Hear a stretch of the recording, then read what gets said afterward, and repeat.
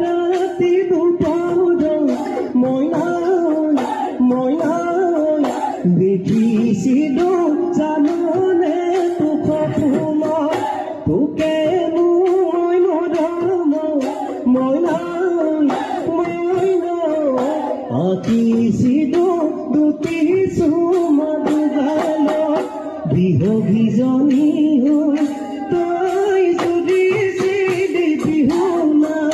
অতি কৰি ঘৰৰে কাম তাকে তুমি জাননে